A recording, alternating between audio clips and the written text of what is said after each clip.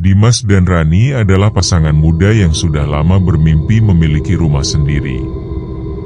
Setelah menikah 3 tahun, mereka masih menumpang di rumah kontrakan sempit di pinggiran Jakarta. Hidup mereka sederhana.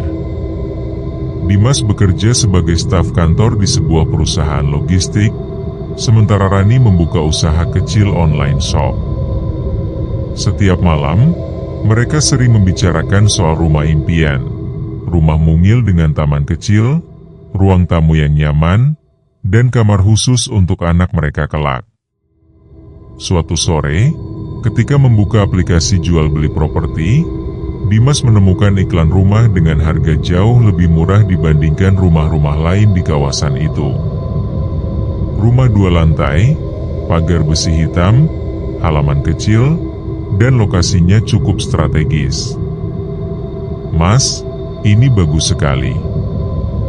Kita harus lihat," seru Rani dengan mata berbinar. Dimas menatap layar ponselnya.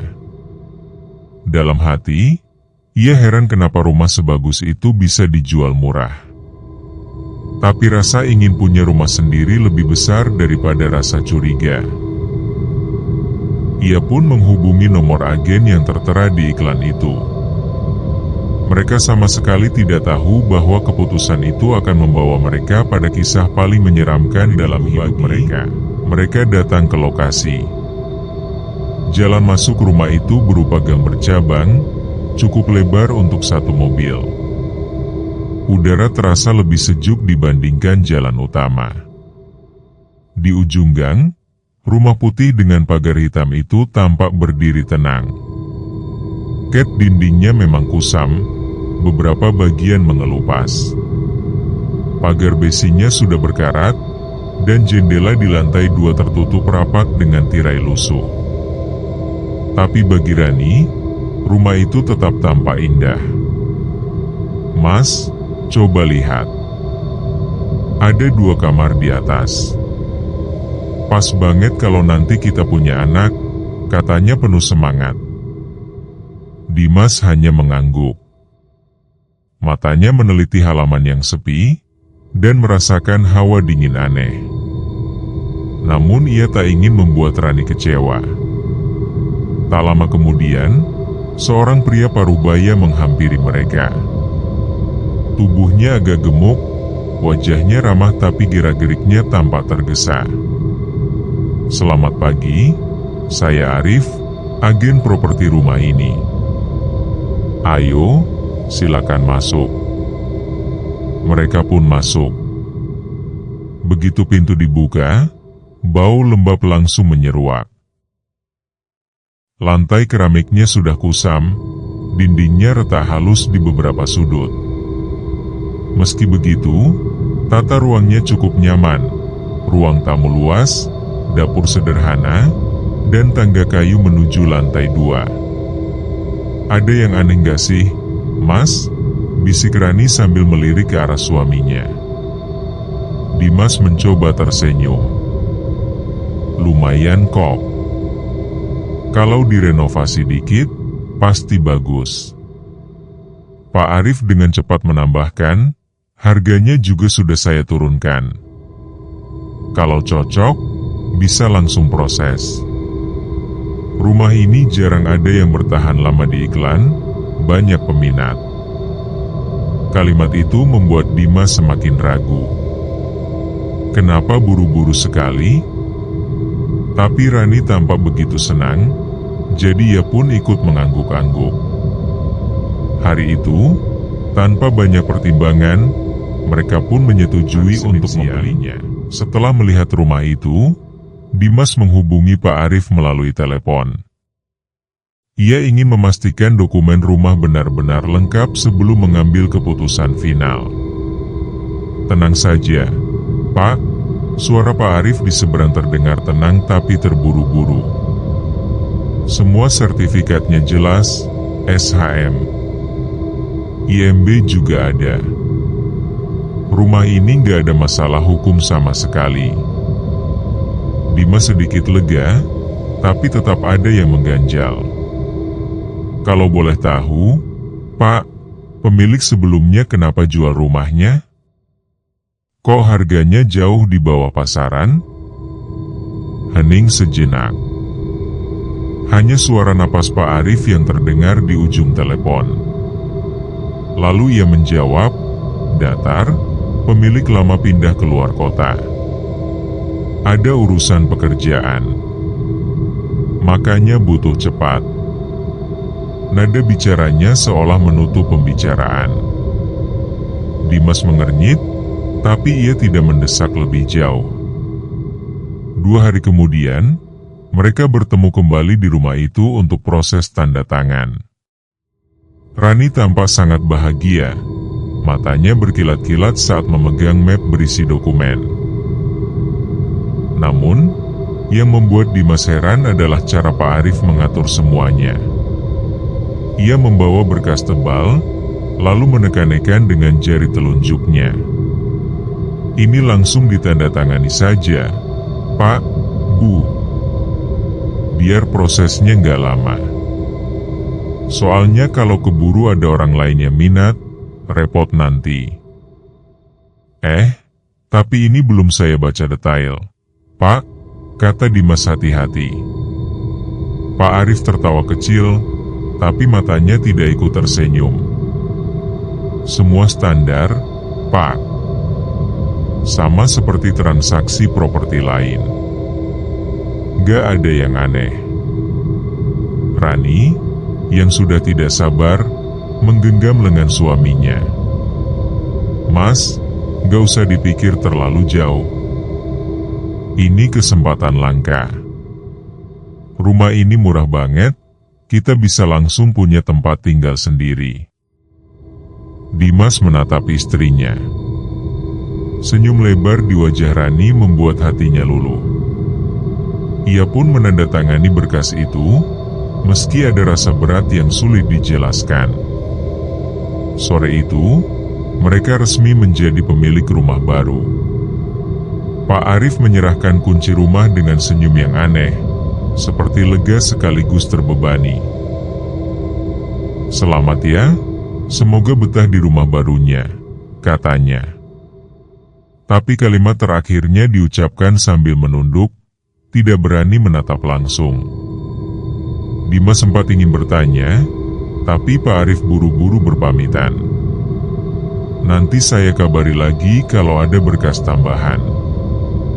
Saya masih ada urusan. Lalu ia bergegas masuk ke mobilnya, melambaikan tangan sekilas, dan melaju cepat meninggalkan mereka di depan pagar rumah.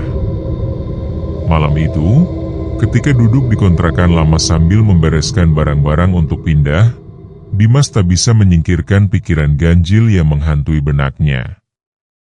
Kenapa semua terasa terlalu mudah? Harga murah, proses cepat, agen yang terburu-buru. Bukankah biasanya orang menjual rumah penuh dengan negosiasi, banyak tanya jawab, dan seringkali bertele-tele soal harga? Tapi kali ini, justru seolah-olah ada yang ingin segera menyerahkan rumah itu ke tangan mereka yang sedang menata pakaian ke dalam koper. Istrinya terlihat begitu bahagia. Ia tak tega merusak suasana itu dengan rasa curiganya.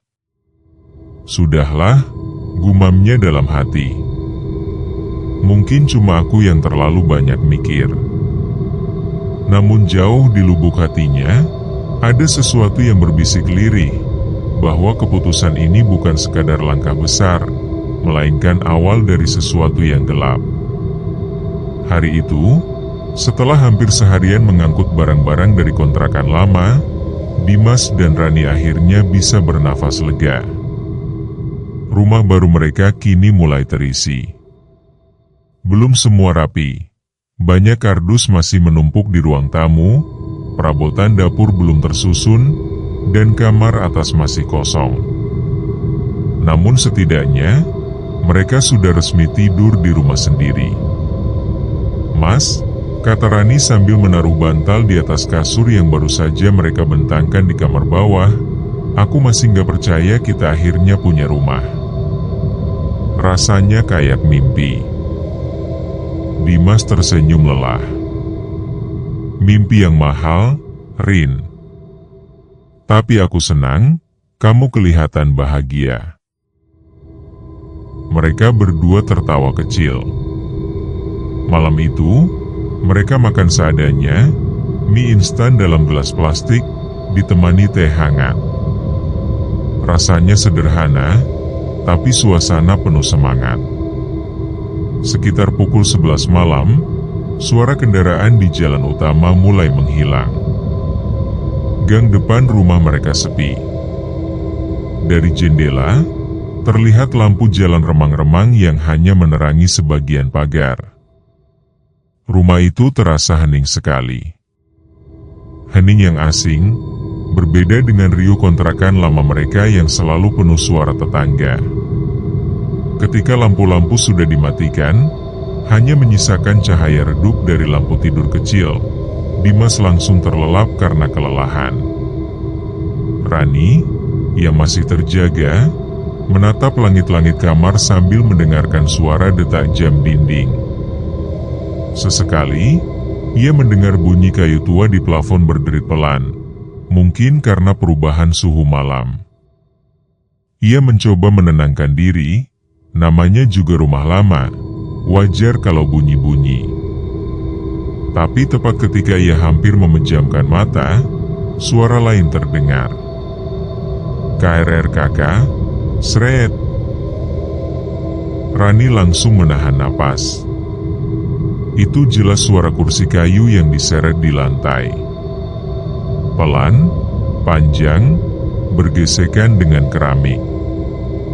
Matanya melirik ke sisi kiri.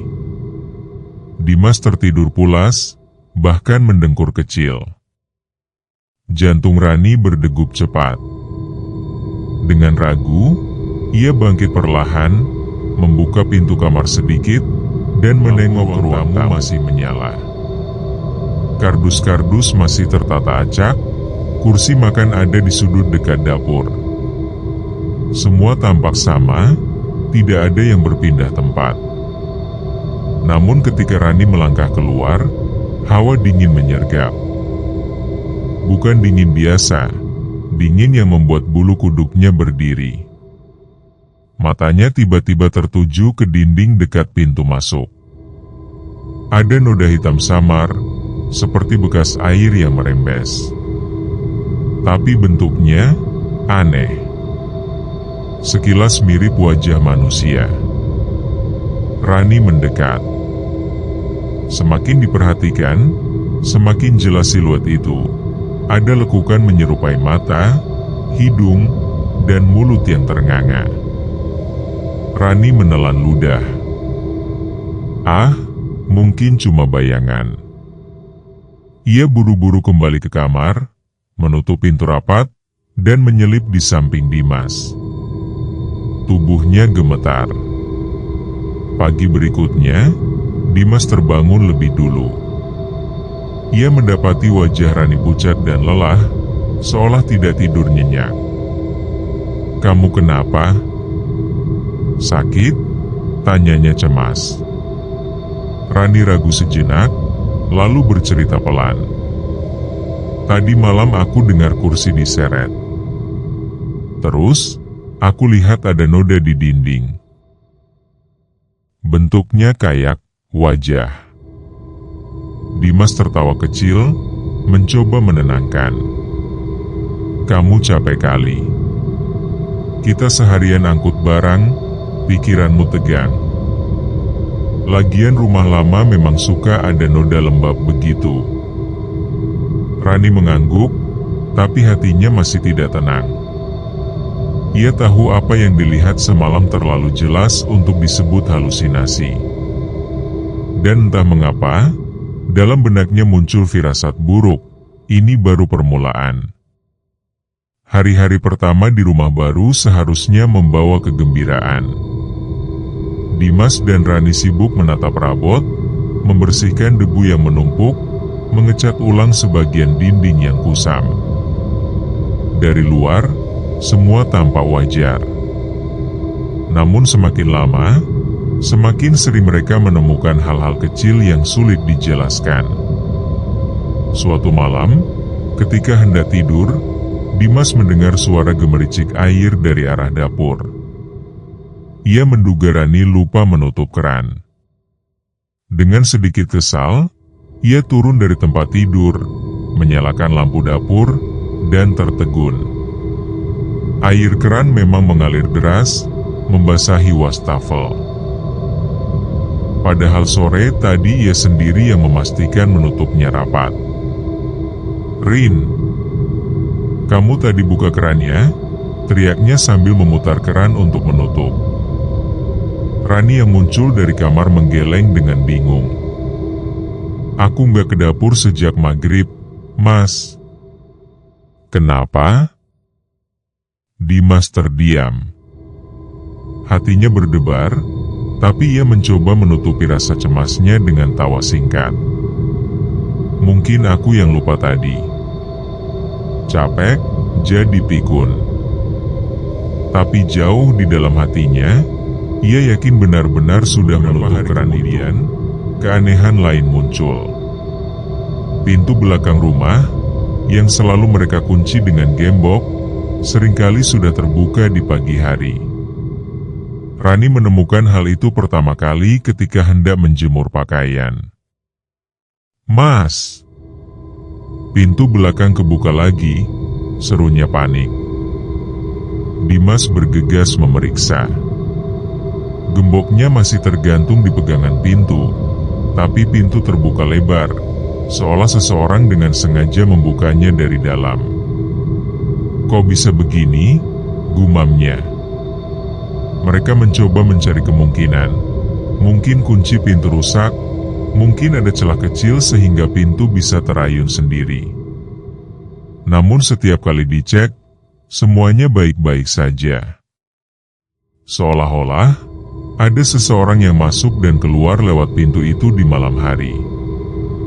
Suatu malam, saat mereka sudah berbaring, lampu teras tiba-tiba padam.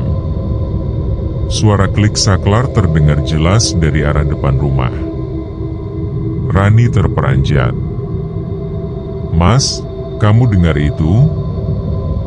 "Iya," jawab Dimas pelan. Ia menahan napas, berusaha memastikan telinganya tidak salah dengar. Belum sempat ia bergerak, suara klik itu terdengar lagi. Lampu teras kembali menyala. Padam. Menyala. Seperti ada seseorang yang sengaja bermain-main dengan saklar.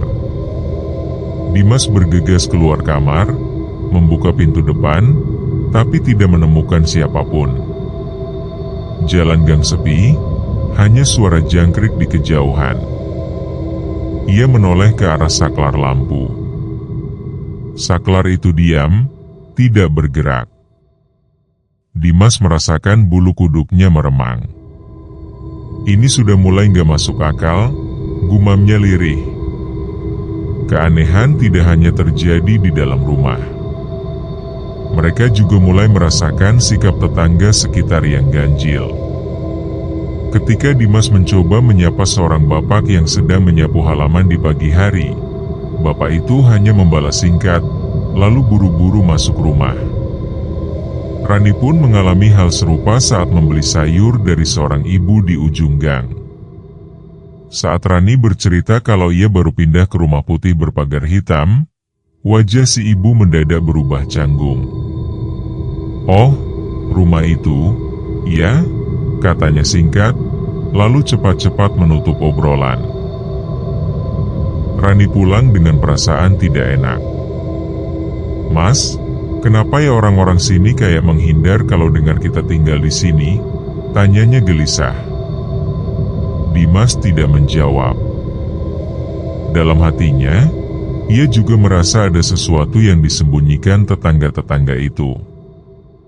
Sesuatu yang berkaitan dengan rumah mereka. Ketika keduanya berusaha tidur, suara-suara kecil kembali terdengar. Kali ini lebih jelas, bunyi langkah pelan di lantai 2, padahal kamar atas masih kosong dan belum mereka tempati. Rani merapat ke sisi Dimas. "Mas, ada orang di atas." Dimas menatap langit-langit. Bunyi langkah itu berhenti sejenak, lalu terdengar lagi, bergeser perlahan, seolah ada yang mondar-mandir. "Sudah, jangan pikir macam-macam. Mungkin tikus besar," bisiknya, meski nada suaranya tidak meyakinkan. Rani menutup wajah dengan selimut, tubuhnya gemetar. Dan malam itu, mereka hampir tidak tidur sama sekali. Pagi itu, Rani keluar rumah lebih awal untuk membeli sayur. Udara di gang masih segar, suara burung terdengar dari pepohonan, dan aroma masakan dari rumah-rumah tetangga mulai tercium. Di ujung gang, seorang ibu parubaya dengan gerobak sayur berhenti, menata dagangannya. Wajahnya ramah, meski ketika melihat Rani mendekat, ia tampak sedikit terkejut. "Baru pindahan ya, Bu?" tanyanya sambil menimbang kangkung. "Iya, Bu. Minggu kemarin kami pindah ke rumah putih itu, yang pagar hitam," jawab Rani sambil tersenyum. Sejenak, wajah si ibu berubah. Senyumnya mengendur, lalu ia menunduk pura-pura sibuk merapikan cabai di wadah. "Oh, rumah itu." Nada suaranya terdengar berbeda, pelan, seolah menyimpan sesuatu. Rani merasa janggal. "Memang kenapa, Bu? Ada yang salah sama rumah itu?" Si ibu terdiam lama, lalu menggeleng cepat. Gak ada apa-apa. Cuma, jarang ada yang betah tinggal di situ." "Kenapa, Bu?" desak Rani lagi. Ibu itu menatap kanan kiri, memastikan tidak ada yang mendengar, lalu berbisik. Katanya, dulu ada keluarga tinggal di sana. Mereka jarang keluar rumah, jarang bergaul. Sampai suatu hari, tiba-tiba rumah itu kosong. Orang bilang ada yang meninggal di dalam. Tapi saya nggak tahu jelasnya. Rani terdiam, wajahnya memucat. "Ah, sudahlah, Bu. Gak usah dipikirkan. Saya cuma dengar dari orang-orang," lanjut si ibu cepat, seolah menyesal sudah bicara terlalu jauh. Rani menceritakan semuanya kepada Dimas. Suaminya hanya terdiam lama, lalu menarik napas berat. "Mas, ini serius. Aku yakin ada yang gak beres dengan rumah ini," kata Rani. Dimas mencoba menenangkan istrinya. "Gosip tetangga, Rin. Kamu kan tahu, orang suka melebih-lebihkan cerita. Kalau memang ada yang meninggal, pasti ada surat kematian atau laporan resmi. Toh semua dokumen rumah kemarin jelas. Tapi kenapa mereka semua bersikap aneh kalau kita bahas rumah ini? Bahkan waktu aku bilang aku tinggal di sini, wajah mereka langsung berubah." Dimas tidak bisa menjawab. Hatinya pun dipenuhi rasa was-was. Ia ingat bagaimana Pak Arif, agen rumah itu, selalu menghindar setiap kali ditanya soal pemilik lama. Dan bagaimana ia tampak begitu lega saat menyerahkan kunci rumah. Ada sesuatu yang tidak diberitahu. Malam itu, ketika mereka sudah berbaring, suara-suara kembali terdengar. Kali ini lebih jelas dan lebih dekat. Suara ketukan pelan di dinding kamar. Tok, tok, tok. Seperti ada orang yang memukul-mukul dari balik tembok. Rani menutup telinga dengan bantal. "Mas, aku nggak tahan. Aku takut." Dimas berusaha menenangkan, meski dirinya juga ketakutan. Tenang, Rin. Aku ada di sini. Ketukan itu berhenti. Tapi beberapa menit kemudian, terdengar suara lain, suara kursi diseret, kali ini lebih keras daripada malam pertama. Dimas memberanikan diri bangun, membuka pintu kamar, dan melangkah ke ruang tamu. Semua kursi masih di tempatnya. Tidak ada yang bergerak. Namun ketika ia hendak kembali ke kamar, matanya kembali tertuju pada dinding dekat pintu masuk. Noda hitam yang dulu samar, kini semakin jelas membentuk wajah. Mata cekung, hidung mancung, mulut terbuka seolah menjerit. Dimas tertegun, tubuhnya membeku. Ia merasakan ada yang menatap dari balik noda itu. Keesokan paginya, Dimas pergi membeli rokok di warung kecil dekat gang. Ia mencoba berbincang dengan pemilik warung, seorang bapak tua yang ramah. "Pak, rumah itu sudah lama kosong ya sebelum saya beli?" tanya Dimas hati-hati. Bapak itu tersenyum kecut. "Iya, lama. Bertahun-tahun malah. Banyak orang datang lihat, tapi nggak ada yang jadi. Baru kamu yang benar-benar berani masuk dan beli." "Kenapa, Pak? Apa ada yang aneh?" Bapak itu terdiam lama. Matanya menerawang. Lalu pelan-pelan ia berkata, "Saya cuma bisa bilang, hati-hati. Rumah itu punya sejarahnya sendiri." Dimas ingin bertanya lebih jauh, tapi bapak itu buru-buru mengalihkan pembicaraan ke hal lain. Seolah ia sudah bicara terlalu banyak. Saat berjalan pulang, dada Dimas terasa sesak. Kini ia semakin yakin, rumah itu memang menyimpan sesuatu.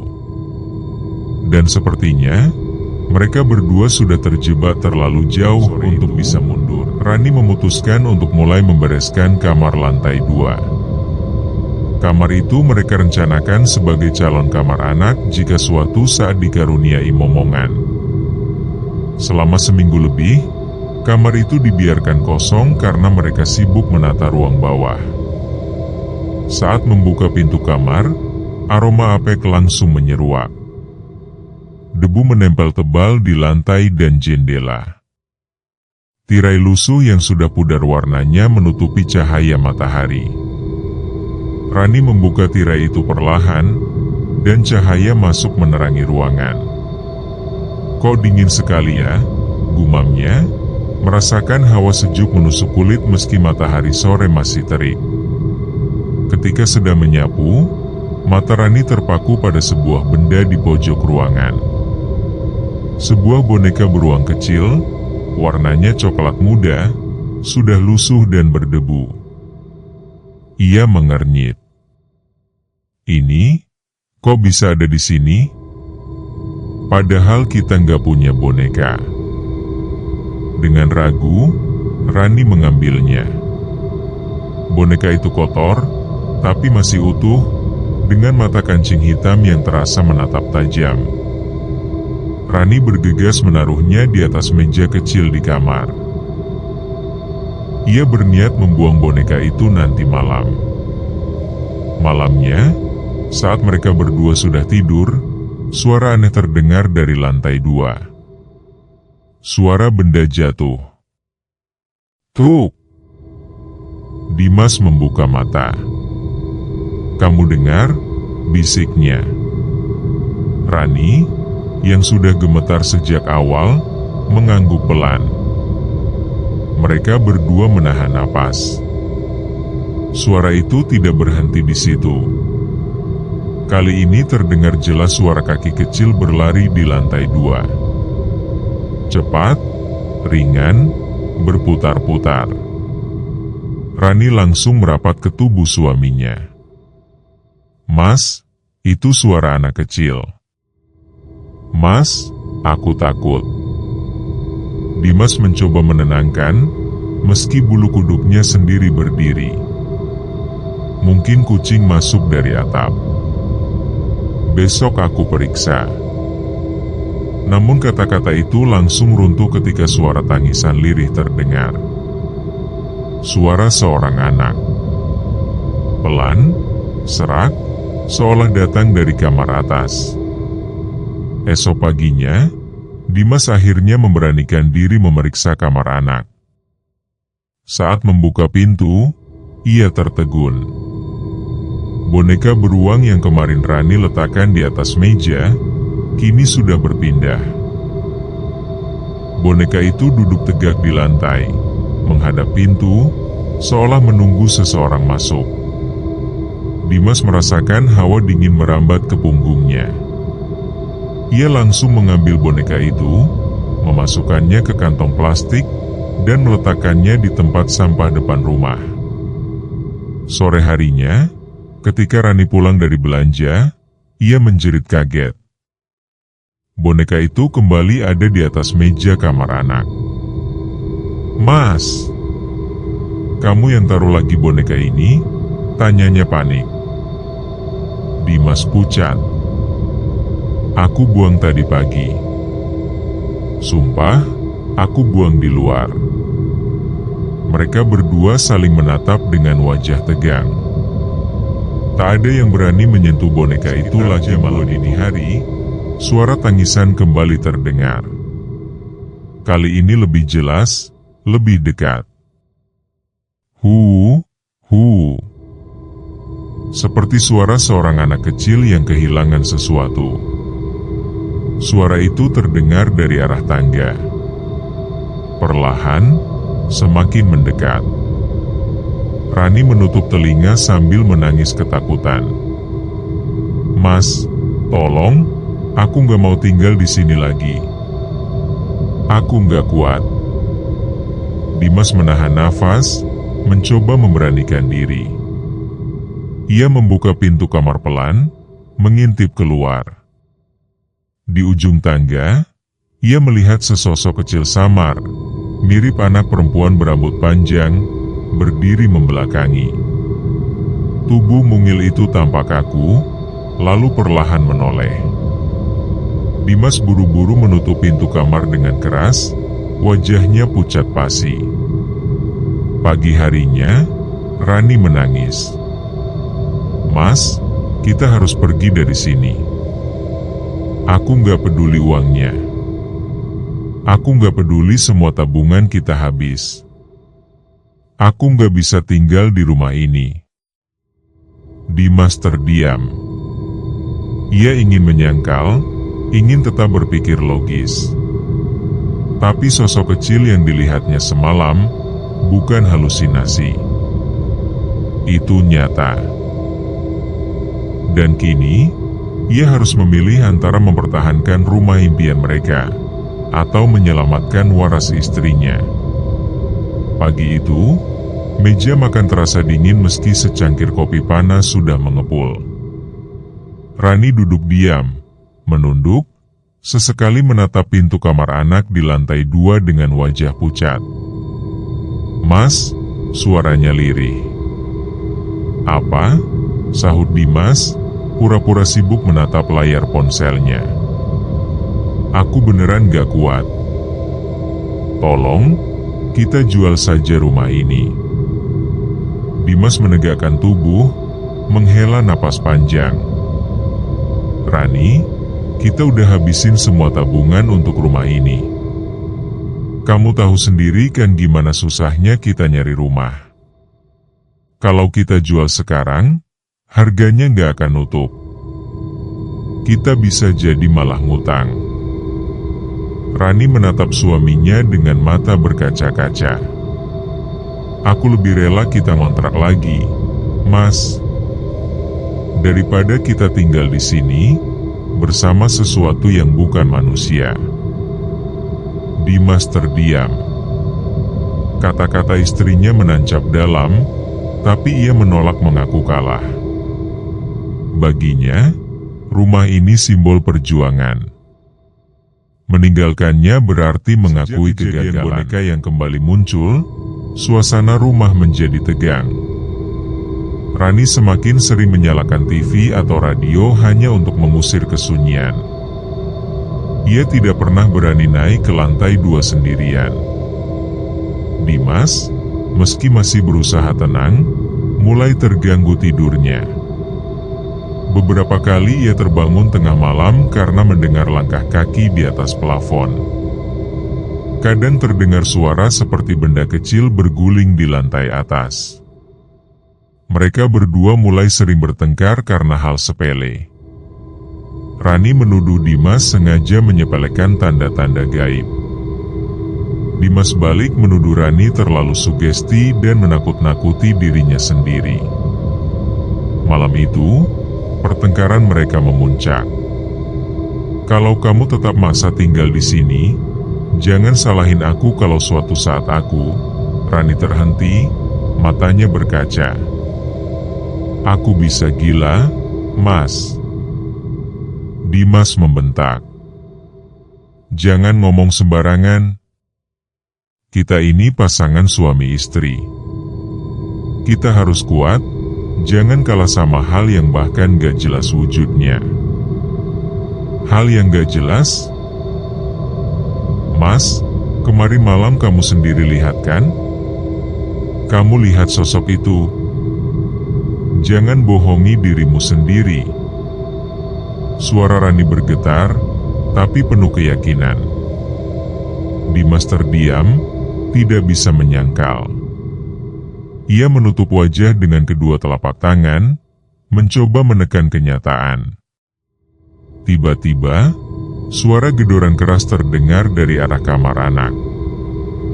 "DUG, DUG, DUG." Mereka berdua spontan menoleh.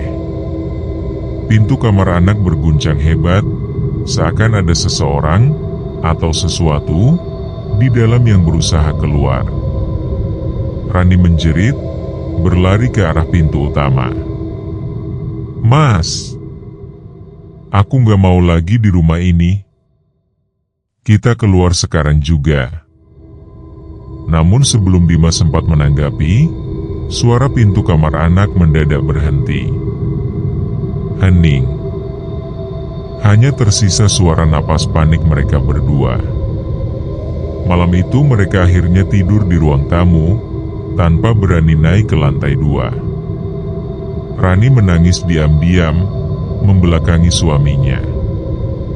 Ia merasa cintanya pada Dimas diuji. Apakah suaminya akan lebih memilih rumah ini atau dirinya? Dimas, meski tidak menangis, hatinya penuh gelisah. Ia merasa gagal melindungi istrinya, tapi di sisi lain egonya menolak menyerah. Di dalam diam, keduanya sama-sama tahu, retakan sudah mulai muncul dalam rumah tangga mereka. Dan retakan itu bisa jadi makin melebar kalau gangguan di rumah ini semakin parah. Suasana rumah masih muram setelah semalam mereka tidur di ruang tamu. Rani tampak lelah, wajahnya pucat dan matanya sembab. Dimas pun tidak kalah letih, pikirannya dipenuhi pertanyaan yang tak kunjung terjawab. Ketika ia keluar rumah untuk membuang sampah ke depan, seorang nenek tua tetangga yang tinggal di seberang jalan menghampiri. Nenek itu berjalan dengan langkah pelan, membawa sapu lidi kecil di tangannya. Wajahnya dipenuhi keriput, namun sorot matanya tajam, seperti menyimpan banyak cerita. "Permisi nak," suaranya serak tapi jelas. "Boleh saya tanya sesuatu?" Dimas menoleh sopan. "Oh, iya Bu. Ada apa?" Nenek itu menghela napas panjang. "Kalian benar-benar beli rumah ini?" Pertanyaan itu membuat Dimas sedikit kaku. "Iya, Bu." "Memangnya kenapa?" Nenek menatapnya lama, sebelum akhirnya bergumam lirih. Saya sudah duga, akhirnya rumah ini ada yang menempati lagi. Dimas merasa ada kesempatan untuk mencari tahu lebih banyak. Ia mendekat, suaranya lebih pelan. Bu, kalau boleh tahu, sebenarnya ada apa dengan rumah ini? Kenapa banyak orang kayaknya menghindari ngomongin soal rumah ini? Nenek itu menatap kanan kiri, seolah takut didengar. Lalu ia mendekat dan berbisik, rumah ini sudah lama kosong. 3 tahun lebih. Bukan karena nggak laku, tapi karena tidak ada yang berani menempatinya lagi. Dimas merinding. Maksudnya? Nenek menghela napas, lalu duduk di bangku kayu kecil di depan rumahnya. Tangannya bergetar saat memegang gagang sapu. Pemilik terakhir rumah itu, sepasang suami istri dengan seorang anak kecil. Awalnya mereka bahagia. Tapi lama-kelamaan, rumah itu membuat mereka berubah. Istrinya sering sakit-sakitan, anaknya sering menjerit tengah malam. Lalu suatu malam, sesuatu terjadi. Terjadi apa, Bu? Dimas menelan ludah. Nenek itu menunduk, suaranya nyaris berbisik. Anak mereka ditemukan tewas di kamar atas. Tepat di kamar yang sekarang kalian gunakan. Jantung Dimas berdegup kencang. Rasa dingin menjalar di seluruh tubuhnya. Tetapi Bu, polisi, atau siapapun, apa mereka nggak selidiki? Sudah, jawab nenek itu. Katanya, kematian anak itu kecelakaan. Tapi orang-orang di sekitar sini tahu, sejak itu, rumah ini tidak pernah lagi sama. Banyak yang bilang mereka sering mendengar suara tangisan anak kecil dari lantai atas, meski rumah sudah kosong. Dimas terdiam. Pikirannya berputar cepat, teringat boneka yang muncul di kamar anak, langkah kaki di atas plafon, pintu yang berguncang keras. Semua mulai masuk akal. Nenek itu menatapnya iba. Nak, saya tahu kalian orang baik.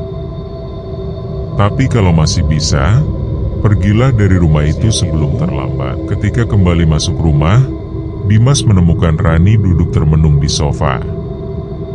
Wajah istrinya pucat, seolah ikut merasakan sesuatu. Ada apa, Mas? Tanya Rani pelan. Dimas ragu. Ia tidak ingin menambah ketakutan istrinya, tapi kata-kata nenek itu terlalu berat untuk ia simpan sendiri. Akhirnya ia menceritakan semua, tentang keluarga lama yang tinggal di rumah ini, tentang anak kecil yang meninggal di kamar atas, tentang suara tangisan yang sering terdengar. Rani terdiam lama. Matanya membesar, lalu menutup wajah dengan kedua tangannya. Mas, jadi itu alasannya. Aku dari awal udah gak enak. Kenapa kamu masih nekat beli rumah ini? Dimas tidak bisa menjawab.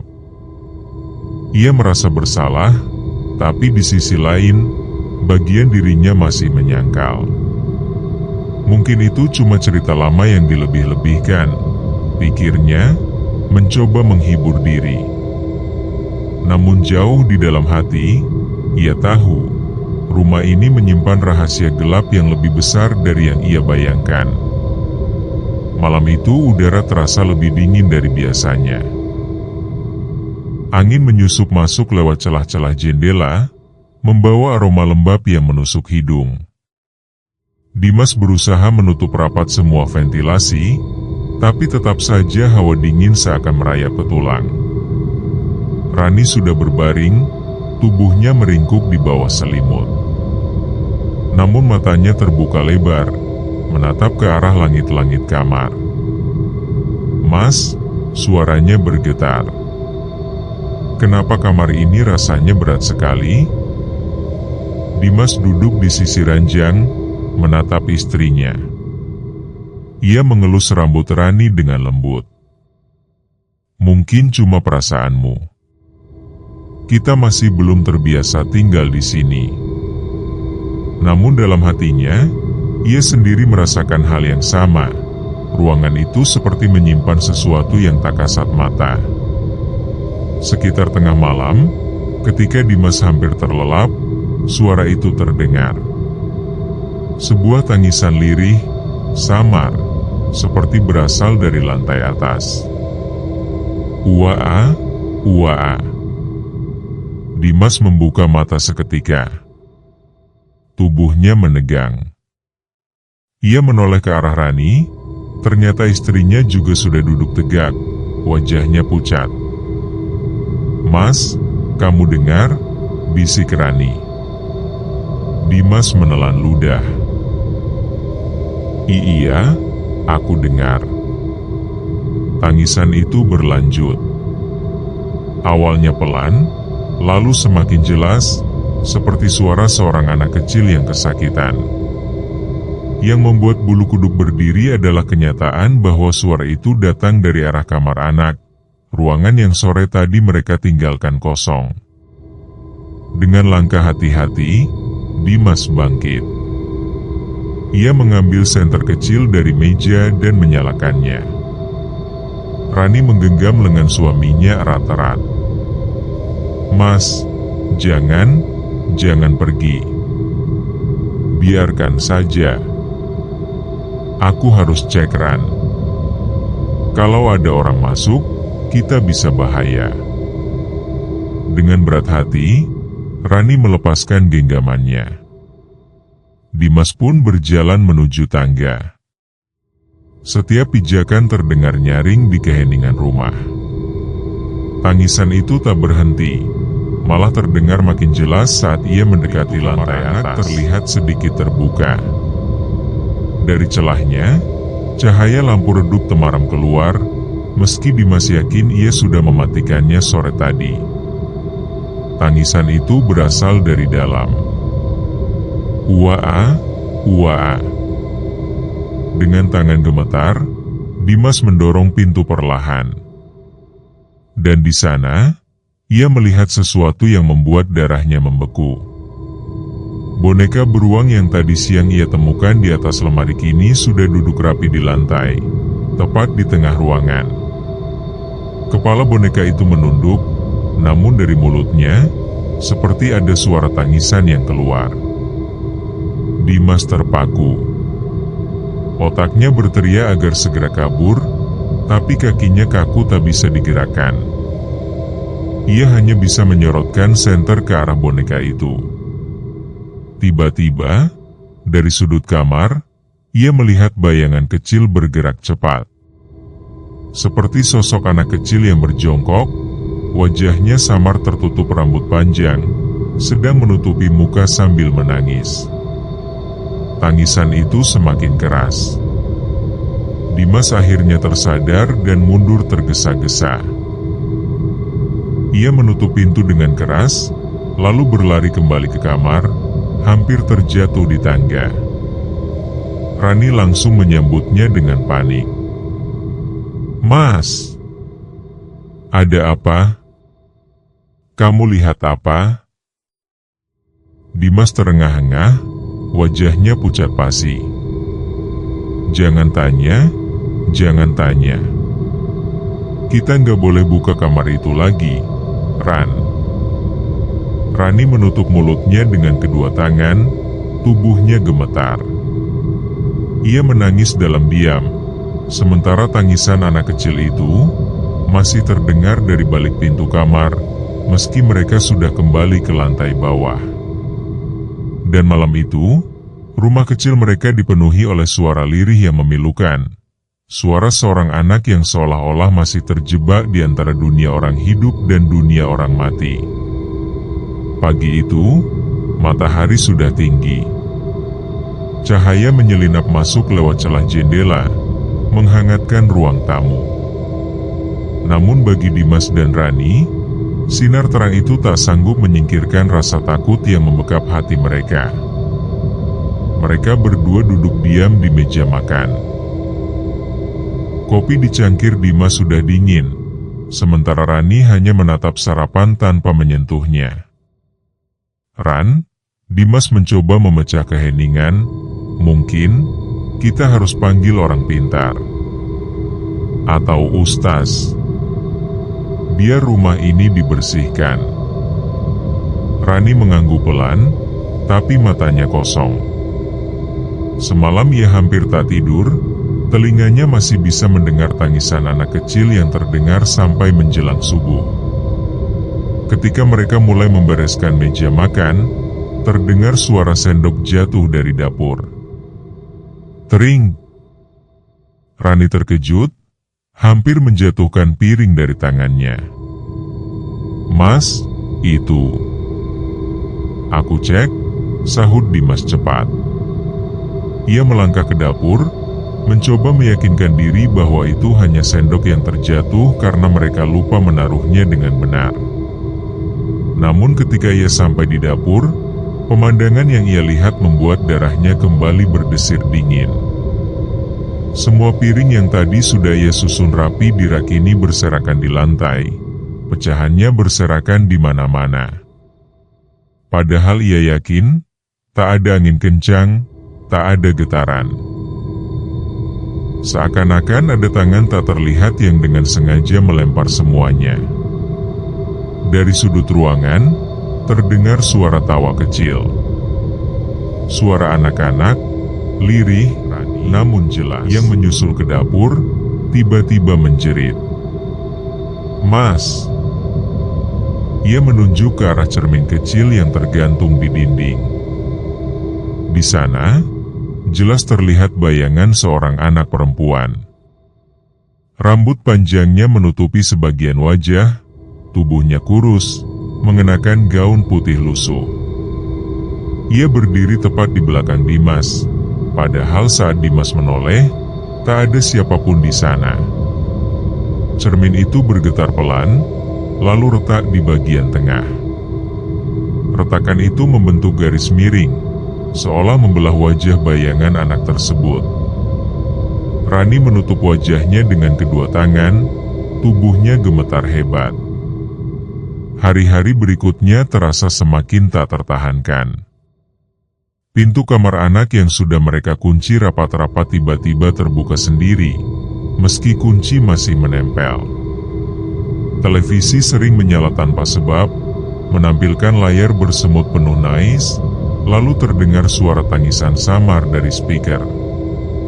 Setiap kali Rani berada sendirian di ruang tamu, ia merasakan ada yang berlari kecil di belakangnya. Saat menoleh, hanya ada kursi bergoyang pelan. Puncaknya terjadi ketika Rani sedang mencuci baju di halaman belakang. Ia menunduk, merendam kain ke ember, lalu tiba-tiba merasa ada yang menyentuh pundaknya. Rani menoleh cepat. Seorang anak kecil berdiri di belakangnya. Wajah pucat, mata hitam besar, dan mulutnya terkoyak seperti tersenyum paksa. Rani menjerit histeris dan terjatuh, air di ember tumpah membasahi tanah. Sosok anak itu lenyap seketika, hanya menyisakan suara cekikikan tipis di udara. Malam harinya, Dimas memeluk istrinya yang masih menangis ketakutan. "Kita nggak bisa terus begini, Ran. Aku akan hubungi Ustadz besok. Rumah ini harus segera dibersihkan." Rani hanya mengangguk, tubuhnya masih gemetar. "Mas, aku takut anak itu bukan cuma arwah. Seperti ada dendam yang gak selesai." Kata-kata Rani membuat bulu kuduk Dimas meremang. Ia sadar, apapun yang bersemayam di rumah itu bukan sekadar penghuni lama. Ada sesuatu yang lebih gelap, lebih kuat, yang kini mulai menunjukkan wajahnya di siang bolong. Pagi itu, Udara terasa berat meski matahari bersinar terik. Dimas berdiri di depan teras rumah dengan wajah gusar, sesekali melirik ke arah pintu pagar. Rani duduk di kursi tamu, memeluk bantal kecil, matanya sembab akibat tangisan semalam. "Mas, yakin ustadznya mau datang?" tanyanya dengan suara parau. Dimas mengangguk. "Aku sudah telepon tadi pagi. Beliau bilang akan kesini setelah zuhur." Sekitar jam 1 siang, sebuah mobil tua berwarna hitam berhenti di depan rumah. Seorang pria parubaya turun, mengenakan baju koko putih dan kopiah. Wajahnya teduh, namun tatapannya dalam, seolah bisa menembus dinding rumah itu. "Assalamualaikum," sapanya lembut. "Waalaikumsalam." "Ustadz Rahman," sambut Dimas cepat, menyalaminya dengan penuh harap. "Iya. Jadi ini rumahnya?" Ustadz Rahman menatap lekat bangunan itu, kemudian menghela napas. "Sejak dari jalan, saya sudah merasakan hawa yang berat sekali." Rani menunduk, bulu kuduknya berdiri mendengar kalimat meminta izin berkeliling rumah. Ia berjalan perlahan, membaca dua-dua pelan sambil menelusuri tiap sudut. Di ruang tamu, ia berhenti cukup lama di depan cermin yang retak. Tangannya mengusap permukaan kaca, lalu ia berkata lirih, tempat ini menjadi jalan masuk bagi sesuatu. Di dapur, ia menemukan piring-piring yang pecah. Mereka suka mengusik dengan benda-benda kecil. Itu cara mereka menunjukkan keberadaan. Di kamar anak, langkahnya terhenti. Ia memejamkan mata, lalu membuka pintu perlahan. Bau anyir menusuk hidung semua orang di dalam ruangan itu. Disinilah pusatnya," ujarnya pelan. Rani menggenggam erat tangan Dimas, wajahnya pucat pasi. Ustadz Rahman mulai melantunkan ayat-ayat ruqyah dengan suara lantang. Suasana rumah mendadak berubah. Angin berhembus kencang meski semua jendela tertutup rapat. Tiba-tiba terdengar suara tangisan anak kecil, sangat jelas, seperti berada tepat di ruangan itu. Tangisan berubah menjadi jeritan melengking, membuat Rani menutup telinganya. Di cermin retak ruang tamu, sesosok anak perempuan muncul. Wajahnya pucat, matanya kosong, darah mengalir dari bibirnya. Ia menatap lurus ke arah mereka, lalu menghantam permukaan kaca dari dalam. Prak! Retakan semakin melebar. "Jangan takut," seru Ustadz Rahman, suaranya semakin keras. Ia terus membaca ayat-ayat Al-Quran, tak gentar sedikit pun. Mendadak, suara lirih terdengar di antara ayat-ayat yang dibacakan. Suara itu serak, seperti keluar dari tenggorokan anak kecil yang rusak. "Rumah ini, milikku, keluargaku dikubur di sini. Kalian tidak boleh tinggal di sini." Rani menangis ketakutan, memeluk Dimas erat. Dimas mencoba menenangkan, meski tubuhnya sendiri gemetar. Ustadz Rahman menatap ke arah suara itu, lalu dengan tegas berkata, "Kalau memang benar kalian dizalimi, Allah yang akan menuntut orang yang bersalah. Tapi mengganggu manusia lain bukanlah jalan yang benar." Suara itu menjerit lagi, kali ini lebih keras. Barang-barang di ruang tamu bergetar, vas bunga terjatuh, kursi bergeser terus melawan dengan doa dan ayat-ayat suci. Suasana mencekam, rumah seperti bergetar. Perlahan, jeritan itu melemah, lalu hilang sama sekali. Keheningan menyelimuti ruangan. Rani terisak, tubuhnya lemas. Dimas menghela napas berat, keringat membasahi pelipisnya. Ustadz Rahman menurunkan tangannya, wajahnya tampak serius. Ini baru awal. Yang menampakkan diri tadi hanyalah salah satu penghuni. Ada sesuatu yang lebih kuat bersemayam di sini.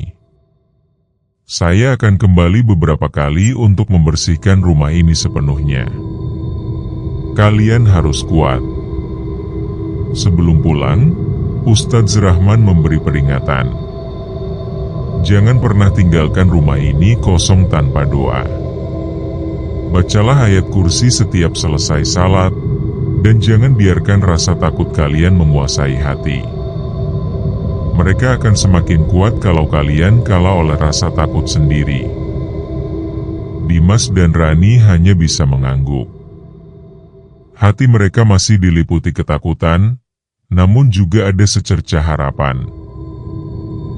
Setidaknya kini mereka tahu, mereka tidak sendirian menghadapi teror itu.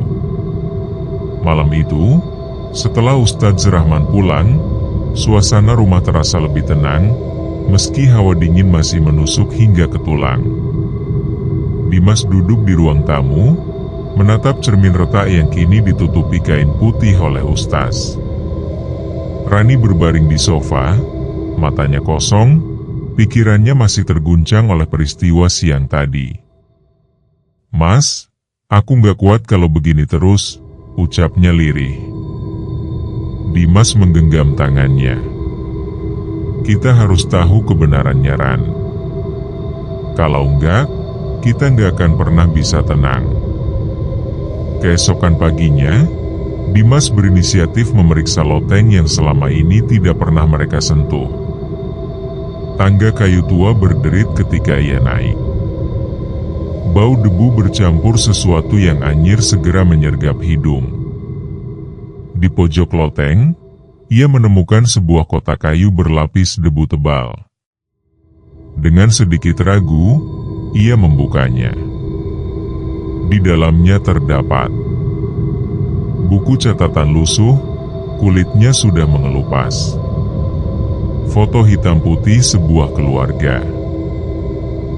Seorang pria, wanita, dan seorang anak perempuan berusia sekitar 7 tahun. Beberapa mainan kayu yang patah. Dimas membawa semuanya turun. "Ran, lihat ini," katanya sambil menyerahkan buku catatan itu. Rani membuka buku dengan hati-hati. Tulisan tangan di dalamnya goyah dan terputus-putus, seakan ditulis dengan tergesa atau ketakutan.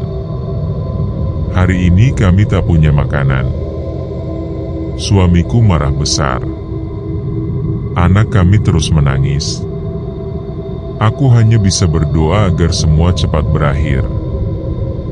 Malam ini, suara jeritan terdengar dari dapur. Aku tak tahu itu siapa. Tapi setiap aku membuka pintu, tak ada siapa-siapa. Suamiku berubah. Ia semakin kasar. Anak kami sering dipukul. Aku takut sesuatu yang jahat sudah menguasainya. Aku mendengar bisikan, katanya rumah ini berdiri di atas tanah yang penuh darah. Rani terdiam, tangannya gemetar memegang buku itu. "Mas, ini pasti keluarga yang ada di foto tadi," ucapnya dengan suara serak membuat bulu kuduk mereka meremang. Tulisan tinta hitam itu sudah pudar, namun masih bisa terbaca.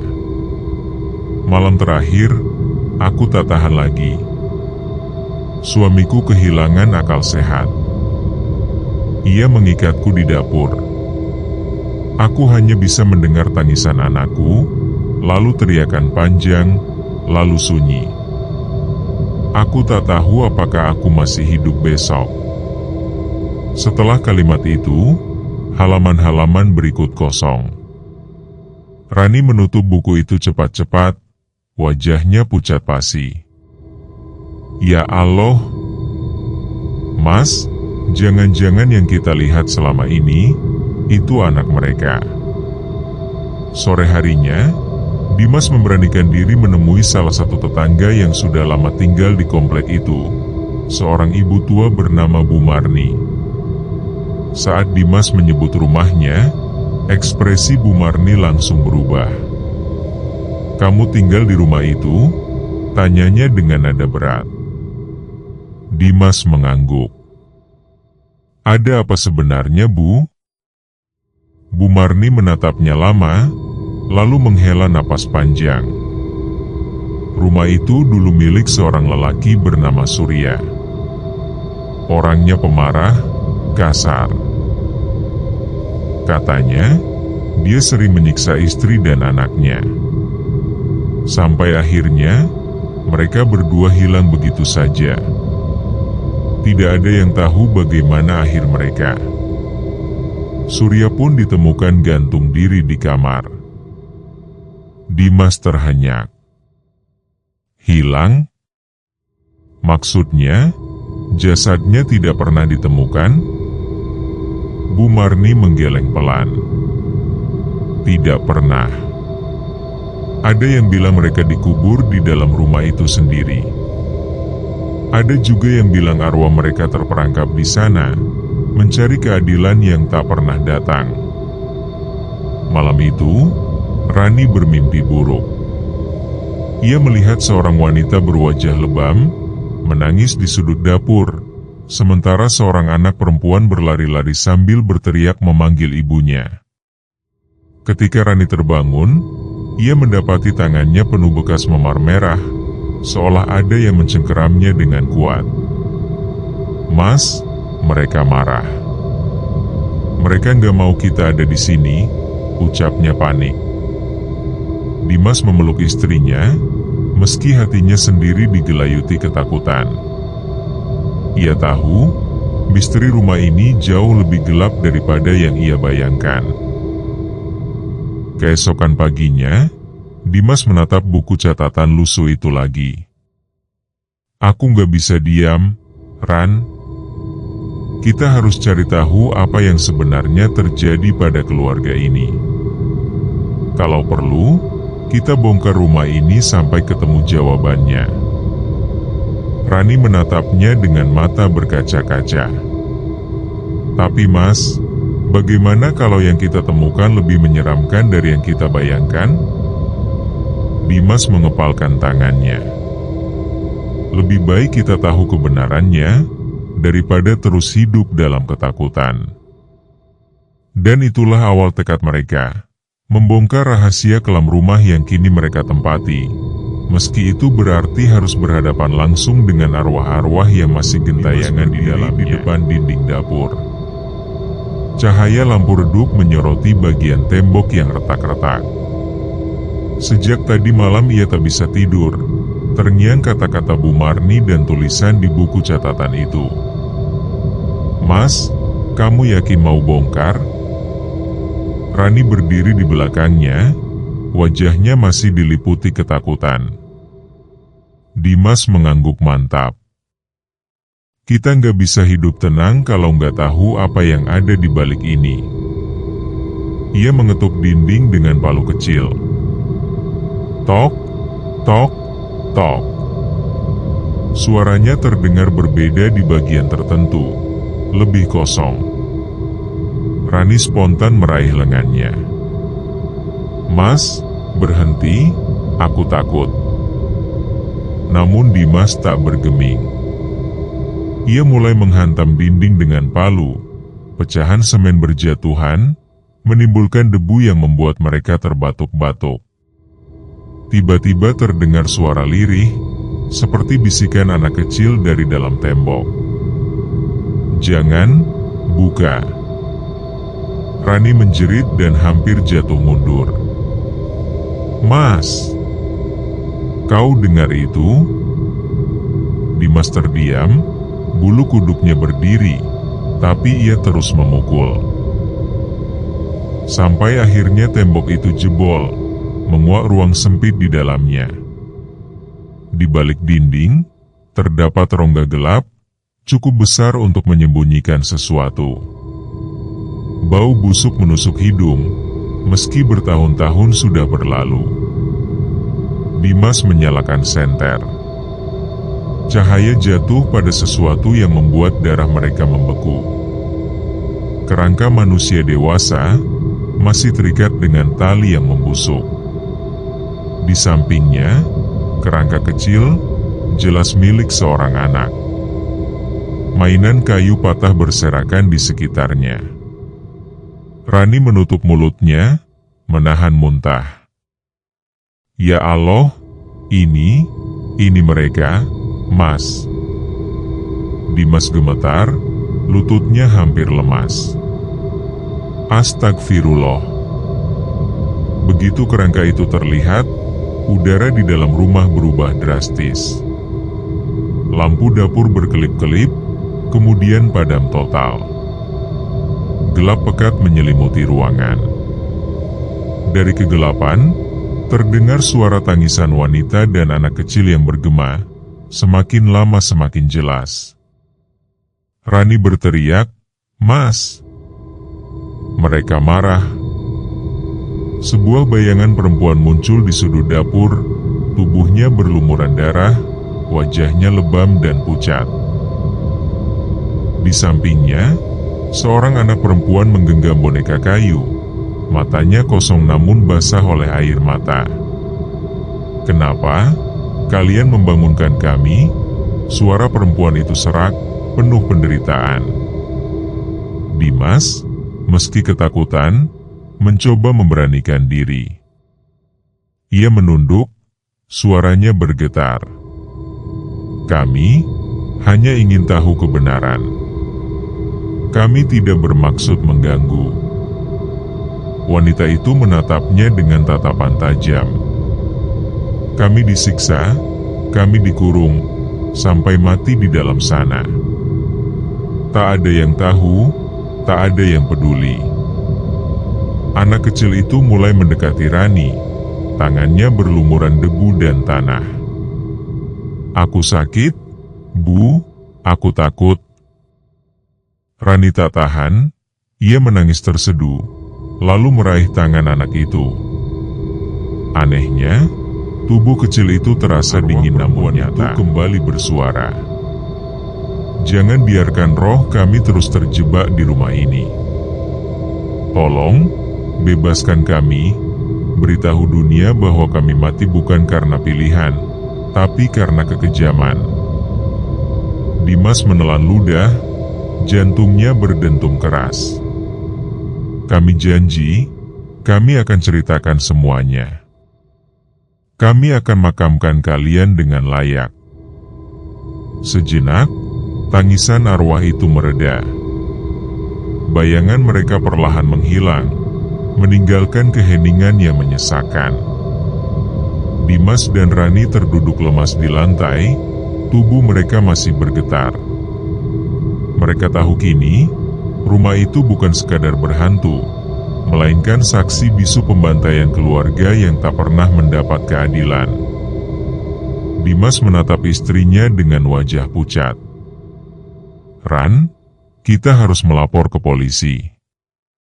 Kita harus gali mereka keluar dan mengubur dengan benar." Rani mengangguk pelan, masih sesenggukan. "Tapi Mas, bagaimana kalau setelah itu, mereka tetap nggak pergi?" Dimas menatap lubang gelap di dinding dapur, lalu menggenggam tangan istrinya erat. "Kalau begitu, kita akan berjuang bersama, sampai mereka benar-benar tenang." Pagi itu, Dimas dan Rani duduk di ruang tamu rumah dengan wajah pucat. Sisa debu bongkaran dinding masih bertebaran, bau lembab bercampur amis tak kunjung hilang. Mereka sama sekali tidak tidur semalam. Bayangan kerangka yang terikat dan tatapan arwah ibu anak itu masih terus menempel di kepala. Dimas akhirnya memberanikan diri melapor. 2 mobil polisi datang siang harinya. 4 orang anggota kepolisian turun, ditemani seorang aparat desa. "Mana lokasi yang saudara maksud?" tanya salah satu polisi. Suaranya tegas. Dimas mengangguk gugup, lalu mengantar mereka ke dapur. Lubang besar di dinding sudah cukup jadi bukti. Begitu senter polisi diarahkan, mereka tertegun. Salah seorang polisi menutup hidungnya dengan kain. "Ya Tuhan, ini beneran kerangka manusia." Dua anggota lain segera mengambil foto, lalu memanggil tim forensik. Rani hanya berdiri di belakang, tubuhnya bergetar. Tanya seorang polisi setelah mencatat. "Kapan persisnya Bapak menemukan ini?" Dimas mencoba tenang. "Tadi malam, Pak. Awalnya saya curiga dengan suara-suara aneh. Tembok ini terasa kosong, dan akhirnya kami bongkar. Lalu, menemukan mereka." Polisi saling berpandangan, raut mereka serius. "Rumah ini kan dulu lama kosong. Bisa jadi korban sudah bertahun-tahun ada di sini. Kami akan usut, jangan khawatir." Namun saat salah seorang polisi mengangkat kerangka anak itu dengan hati-hati, tiba-tiba lampu dapur padam. Suasana mendadak gelap. "Bro," salah satu polisi terjatuh, mengaku seperti ada yang mendorong keras dari belakang. "Hei, siapa itu?" serunya panik. Udara dingin menusuk masuk. Suara tangisan perempuan menggema dari balik lubang dinding, membuat semua orang merinding. "Aku masih di sini, kalian tidak bisa mengabaikan aku." Seorang polisi spontan berteriak, "Astagfirullah, apa-apaan ini?" Yang lain mencoba menenangkan, meski wajahnya juga pucat pasi. Dimas langsung maju, mencoba berbicara dengan suara bergetar. "Bu, tolong, kami sudah menemukan jasadmu. Polisi akan menguburkan dengan benar." "Tenanglah." Namun tangisan itu justru semakin keras, hingga salah satu kaca jendela pecah sendiri, menyisakan suara retakan panjang. Setelah keadaan sedikit mereda, salah satu polisi mendekati Dimas dengan tatapan ragu. "Pak, sejujurnya, kami bingung. Ini jelas bukan hal wajar. Tapi, kami juga tidak bisa menulis di laporan bahwa ada hantu." Dimas menunduk. "Saya paham, Pak. Tapi percayalah, mereka, arwah itu, masih ada di sini." Polisi itu menghela napas panjang. "Kami akan amankan kerangka ini ke rumah sakit forensik. Tapi, soal gangguan, itu di luar kapasitas kami." Malamnya, rumah mereka jauh lebih menyeramkan. Meski kerangka sudah dibawa polisi, suara tangisan itu tidak hilang. Justru semakin keras, seperti memenuhi setiap ruangan. Rani berlari ke kamar dengan wajah panik.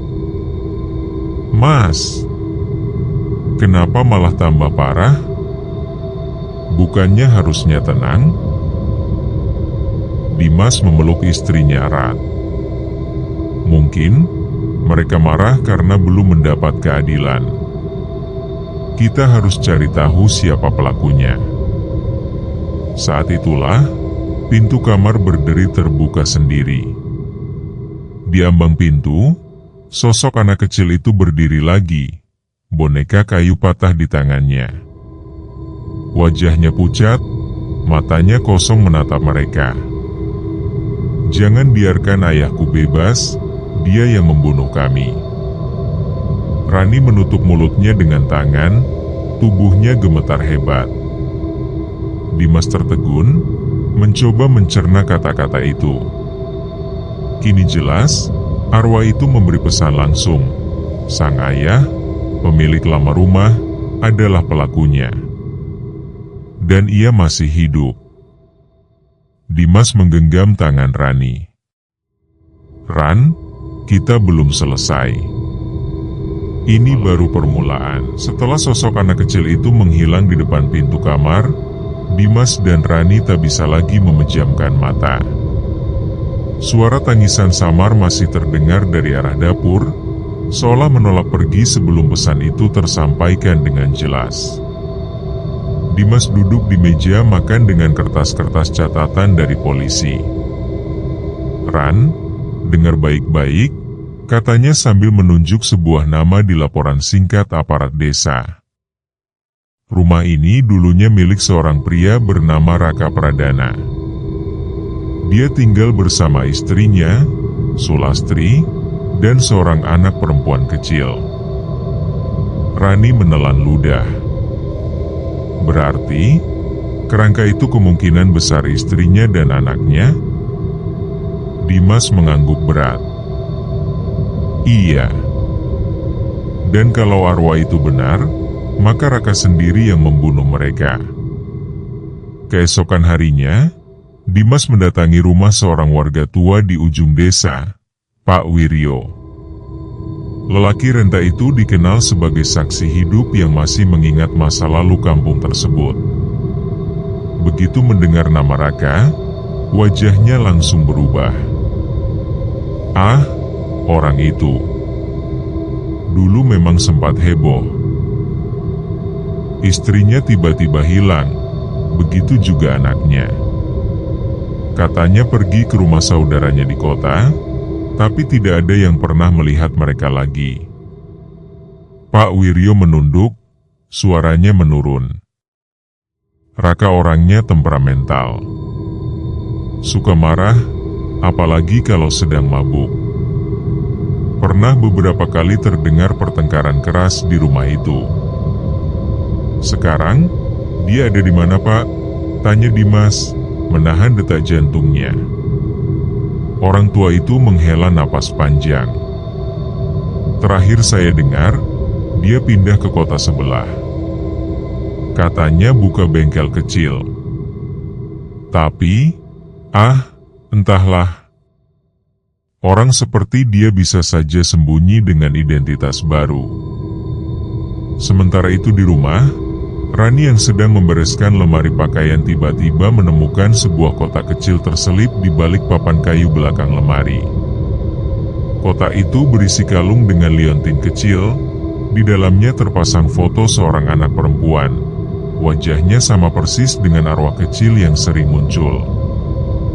Saat Rani menggenggam kalung itu, udara sekitar mendadak membeku. Suara lirih terdengar, seperti berbisik di telinganya. "Temukan ayahku, jangan biarkan dia bebas." Rani terjatuh ke lantai, tubuhnya gemetar. Ia tahu ini bukan sekadar imajinasi. Arwah itu benar-benar mendesak mereka. Malamnya, Dimas kembali dengan wajah serius. "Ran, aku sudah dapat info. Kalau benar Raka buka bengkel di kota sebelah, berarti dia masih hidup. Kalau memang dialah pelakunya, berarti dia selama ini bebas, seolah tak pernah terjadi apa-apa." Rani memperlihatkan kalung yang ditemukannya. "Mas, aku yakin ini peninggalan anak itu. Dia ingin kita bawa ini. Seperti petunjuk." Dimas memandang kalung itu lama, lalu menggenggam tangan Rani erat. "Kalau begitu, besok kita berangkat ke kota sebelah. Kita harus temui Raka. Kalau memang dia pelaku, dia harus membayar perbuatannya." Mereka bisa tidur, kejadian aneh kembali terjadi. Dari arah dapur terdengar suara keras, seperti benda dilemparkan ke lantai. Saat diperiksa, ternyata sebuah kursi terbalik sendiri. Di dinding, muncul coretan merah yang tidak ada sebelumnya. Buru dia, sebelum semuanya terlambat. Rani menjerit kecil, sementara Dimas menatap tulisan itu dengan rahang mengeras. Aku rasa mereka tidak akan tenang sebelum Raka benar-benar tertangkap. Malam itu mereka berdua tahu, perjalanan mereka belum selesai. Rumah itu hanyalah awal dari sebuah tragedi yang lebih besar. Besok, mereka akan keluar mencari jejak Raka Pradana, ayah yang tega menghabisi keluarganya sendiri. Pagi itu, Dimas dan Rani berangkat menuju kota sebelah dengan hati diliputi was-was. Kalung kecil dengan foto anak itu mereka bawa, seolah menjadi penunjuk jalan sekaligus saksi bisu dari tragedi yang terjadi bertahun-tahun lalu. Mobil yang mereka tumpangi melaju pelan menembus jalan sepi di tepi hutan. Sesekali, Dimas merasa seperti ada bayangan kecil berlari di sisi jalan, menatap mereka dengan mata kosong. Rani menggenggam tangannya kuat-kuat. Mas, mereka ikut kita, bukan untuk menakuti, tapi untuk memastikan kita tidak menyerah. Dimas hanya mengangguk. Ia tahu benar, arwah itu menuntun mereka. Setelah menempuh perjalanan hampir 2 jam, mereka sampai di sebuah bengkel tua di pinggir kota. Papan kayu bertuliskan, bengkel Raka Motor, tampak kusam, catnya mengelupas, seolah menyembunyikan sesuatu yang busuk di dalamnya. Dari dalam bengkel terdengar suara logam dipukul, dan seorang pria tua berambut beruban muncul. Tubuhnya masih kekar meski wajahnya penuh garis usia. Tatapannya tajam, penuh curiga. Dimas menelan ludah. Anda Raka Pradana? Pria itu terdiam beberapa saat, lalu tersenyum tipis. Ya. Siapa kalian? Rani maju selangkah, memperlihatkan kalung kecil dengan foto anak itu. Begitu melihatnya, wajah Raka seketika berubah pucat. Matanya melebar, tangannya bergetar, seolah seluruh dosa masa lalu kembali menghantam dirinya. Di mana kau temukan itu? Suaranya serak, penuh ketakutan. Di rumahmu, jawab Dimas tegas. Rumah tempat kau membunuh istri dan anakmu sendiri. Raka terdiam, tubuhnya goyah, lalu mendadak tertawa getir. Jadi, mereka masih belum tenang, ya? Bahkan setelah aku kubur dengan tanganku sendiri. Rani menutup mulutnya, menahan jeritan. Dimas mengepalkan tangan. Kenapa kau lakukan itu? Mereka keluargamu sendiri. Raka menatap kosong ke arah lantai. Aku tak tahan. Istriku terus menghina, anak itu selalu menangis. Aku kehilangan kendali. Malam itu, aku habisi mereka. Setelah itu aku gali tanah di bawah lantai, lalu aku pergi. Tapi setiap malam, aku terus mendengar tangisan itu di kepala. Terhenti saat 2 orang polisi desa, yang sebelumnya sudah diberi kabar oleh Dimas, masuk ke bengkel. Raka yang sadar dirinya dikepung tidak melawan. Ia hanya menunduk, wajahnya basah oleh air mata. Raka Pradana, Anda ditangkap atas tuduhan pembunuhan terhadap istri dan anak Anda, ujar salah satu polisi sambil memborgol tangannya. Saat Raka dibawa keluar, angin berhembus kencang.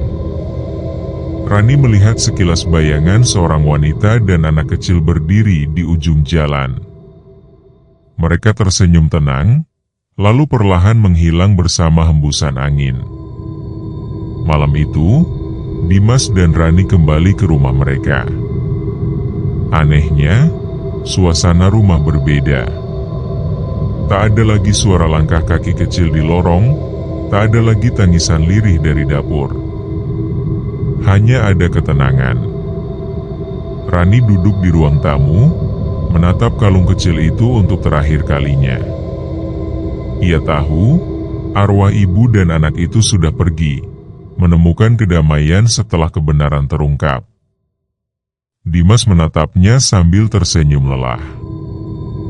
Ran, kita berhasil. Rumah ini akhirnya benar-benar jadi rumah kita, bukan lagi kuburan rahasia. Rani mengangguk, air matanya jatuh pelan. Semoga mereka bahagia di tempat yang lebih baik. Beberapa bulan kemudian, berita penangkapan Raka Pradana mengguncang kota kecil itu. Warga desa akhirnya tahu kebenaran yang selama ini terkubur. Rumah yang dulu disebut angker kini tak lagi ditakuti. Dimas dan Rani tinggal dengan tenang.